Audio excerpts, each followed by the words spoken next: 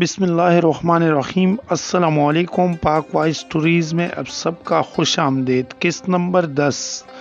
تاریخ بزمئی کے مطابق گدا کا راجہ اشوک مغرب میں سارے افغانستان، بلوچستان، سندھ، شمال میں کشمیر کا شغر اور جنوبی مشرق میں بنگال کا گنگا، آندھرا اور دکن کا بادشاہ تھا۔ اشوک بدھ مت کا پیروکار تھا۔ اس کا دور حکومت بھی بے مثال تھا۔ وہ رعایا پرور، علم دوست اور امن پسند حکمران تھا جس کی مثال تاریخ میں نہیں ملتی۔ ظہور اسلام سے پہلے اشوک جیسا عظیم حکمران مشرق و مغرب میں پیدا نہیں ہوا۔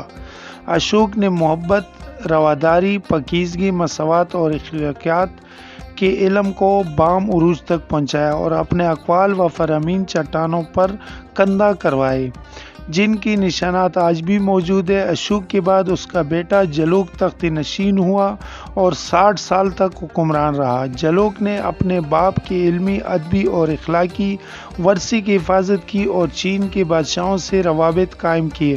جلوک نے عدل و انصاف کا محکمہ قائم کیا اور انتظامی امور بہتر بنائے۔ اس کی دور میں مقامی اور مرکزی عدالتیں قائم ہوئی جو چیف جسٹس کی سربراہی میں کام کرتی تھی۔ اس دور میں وزارت خارجہ، داخلہ، ٹیکس وصولی کا محکمہ، وزارت خزانہ، وزارت مذہبی امور اور وزارت فلکیات و حساب قائم ہوئی۔ جلوک کی حکمرانی کی خاص بات اس کی رانی کی مشاورت تھی۔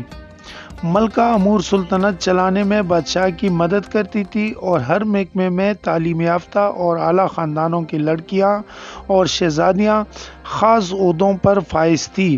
جلوک اور اس کی ملکہ نے کتلیا چانکیہ کے تعلیمات کے بجائے بدھ کے فرامین کو اولویت دی۔ اس دور میں تعلیم عام ہوئی اور سارے ملک میں پاٹ شالائیں سرکاری خرچہ پر تعمیر کروائے گئے جہاں مرد اور عورتیں علم کے پیاس بجھانے آتی تھیں۔ ان پاٹ شالاؤں میں مرد اپنی بیویوں اور بچوں سمیت آتے اور بدھی علماء کے لیکچر سنتے۔ 172 میں جلوک اور اس کے رانی اقتدار سے الگ ہو گئے اور امور سلطنت اپنے بھائی دامودر کو سونپ دی۔ دامودر نے 32 سال تک حکمرانی کی اور امور سلطنت کو مزید بہتر بنایا۔ دامودر نے نئی شہر بستیاں، تعلیمی ادارے، سڑکیں، صنائع، ہنرمندی کے ادارے اور صحت کے مراکز تعمیر کروائے۔ سیلابی ندیوں اور دریاؤں کے کنارے بند تعمیر کیے اور جہاں جہاں پتن کراسنگ پوائنٹ موجود تھے وہاں سرکاری کشتیوں کا بندوبست کیا۔ دامودر نے اپنے نام سے ایک بستی سری نگر کے قریب آباد کی جو ہر لحاظ سے ایک ماڈل بستی تھی۔ آج کل اس بستی کی جگہ پر سری نگر کا ایئرپورٹ اور فوجی بیرکیں ہیں۔ دامودر نے مردم شماری، خانہ شماری، زمینوں کی پیمائش اور حیوانات شماری کی محکمے قائم کیے جن کا مقصد غربت کا خاتمہ، بنجر زمینوں کی آباد کاری اور گھریلو جانوروں کی افزائش تھا۔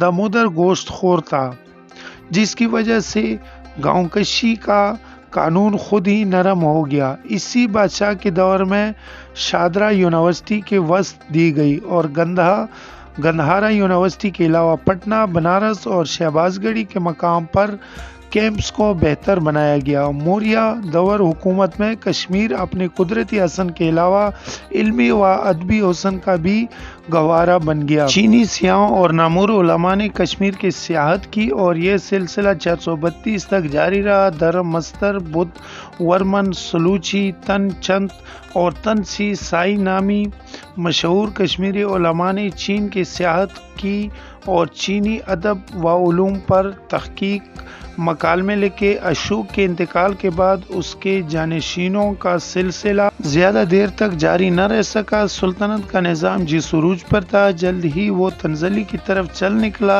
ایک دور آیا جب صرف گدا کا علاقہ ہی اس سلطنت کی آخری نشانی رہ گیا۔ دراوڑوں نے آہستہ آہستہ زور پکڑا اور گدا سمیت ساری ریاست پر قبضہ کر لیا۔ 78 عیسوی میں مہاراجہ کنشک تخت نشین ہوا۔ کنشک 45 سال تک حکمران رہا اور اشوک کی عظیم سلطنت کا نظام نہ صرف بحال کر دیا بلکہ اس کی وسعت پذیری بھی کی۔